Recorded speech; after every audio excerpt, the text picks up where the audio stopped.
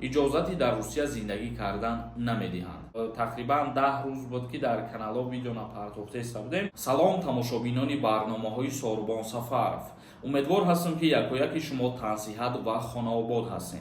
خیلی که میدونین ما چند روز بود که ویدیو نکرده بودیم. ایران سبب داشته چون که در خارج از کشور قرار داشتیم به همین خاطر. و امیدوار هستم که باز به مثل پیشتر برنامه‌ها را خوب دستگیری میکنین و ما همه روزه اینفورماسیون‌های نو پیشکش شما میگردونیم. اولا در همینجا یک نفر برای شما توصیه میتیم اگر بخواهید که به گرانیسه قزاقستان برین از همه نرخ ارزانترین شرکت به شما را پیشکش میکنم. من نمره روی اکران دا میبرویا تنها در واتساپ شون زنگ زنین یا که بنویسین و حتما از نامی ما گپ زنین. خب موضوع اساسی امروزه ما یک قانون نو در فدراسیای روسیه پیشنهاد شد و اگر این قانون قبول کی شود دیگر شهروندانی که داغ سودی دارند در فدراسیای روسیه زندگانی کرده یا کار و فعالیت کرده نمیتوانند. مهاجران داغ سودی داشته را به روسیه راه نمیدهند. با مهاجران داغ سودی داشته اجازتی در روسیه زندگی کردن نمیدهند. مهاجران مهنتی که داغ سودی دارند نوابسته از وزنی یا سبک بودن جنایتی صادر نمودهشان از حقوق زندگی کردن در فدراسیای روسیه محروم شده میتوانند.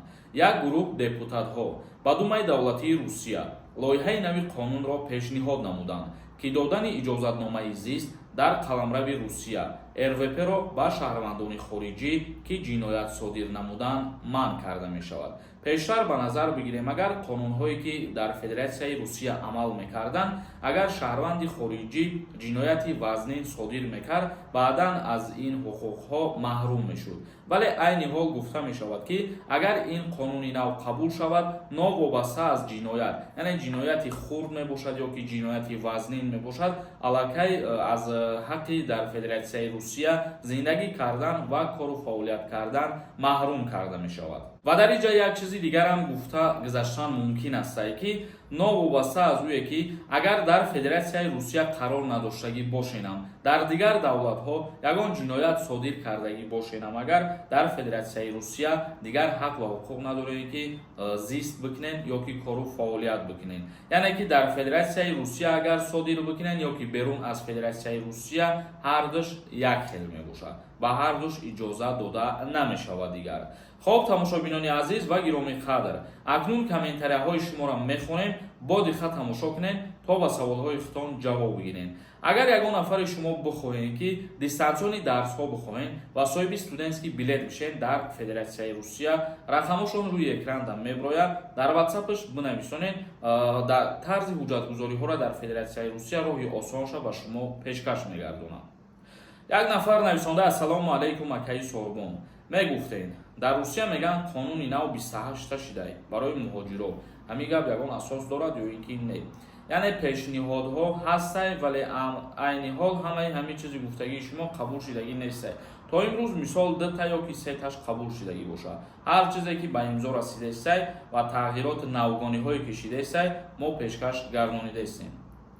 یک نفر دیگر نویسنده سلام اکای سوربون چی با ویدیو نکرده است یکا خیلی شی در کانال ویدیو نشیده است. بله درست قید کردی برادر عزیز ما سببش گفتیم و همین خاطر تقریبا 10 روز بود که در کانال ویدیو پرداخته بودیم و خداوند راضی باشه اگر باز ویدیو کنیم به مثل پیشتر رفتن میگیرم. امرالله نویسنده سلام اکای سوربون سال تولد 2006 یا 2007 که اگر 18 ساله شدگی نباشند به خدمت دعوت میکنن یا اینکه نه؟ خب برادر عزیز یک چیز من در همینجا میگم به شما خودتان مثال بینید که سال تولدتان چند هسته و در کدام ماه مثال زادروزی شما هسته. انا همونجا اگر که شما 18 ساله شدگی نباشین از دعوت به خدمت حربی آزاد میباشین یعنی در پرنسیپ تیرماهی در نظر داریم. لطفالله نویسنده السلام علیکم اکای سوربون ایرپورت هایی که در روسیه حاضر سبکترند کدام ایرپورت ها امیرا کمتر میفهموندیم. خب برادر عزیز و گرامی قدر خیلی که خودتون میدونین در تمام شهرهای فدراسیای روسیه بسیارتر در شهر مسکو بگیم اگر این گونه تفتیش ها هستند. در تمام فرودگاه ها تفتیش حجت ها هستند و در گرانیسه ها هم تفتیش حجت ها هستند. اگر در نظر داشته باشید که یگان فرودگاه هست که آزادانه بگذارید برای فکر میکنم که نه، در همه جاش تفتیش میکنند. یک نفر نویسنده سلام مکای سوربون با праваи тоҷикӣ дар Россия кор карда мешавад ё ин ки не? با праваи тоҷикӣ дар Федератсияи Русия шумо танҳо ҳаққи гаштугузор кардан доред. дар ҳолате ки бигӯем кор кунед, таксӣ ҳайкунед, мутаассифона мумкин нест. як нафари дигар нависондаи салом макаи сорбон мегӯянд студентҳои Россияро донишгоҳҳошона аннулировать карда ба Тоҷикистон рӯй доранд, депортшон доранд. ҳамин гап асос дорад ё ин ки не? Не, ин гап ягон асос надорад. студентҳо дарсҳошона хондаистанд, хеле ки буд ҳамун хеле. яъне дар ягон ҷо донишҷӯ будан и мисол ба манфиат мебошад ва фикр мекунам ки хеле ҳолат рӯ ҳам наметиҳад ки донишҷӯро бигиранд, бе ягон причина депортатсия кунанд ва хонданашона мисол манъ бикунанд. ин хеле гап нест ҳозир ашта. хоб тамошобинони азиз ва гиромӣ қадр, видеои имрӯзаро ҷамъбаст мекунем. то навборҳои дигар, худованд ҳамаи мо шуморо нигаҳбон бошад.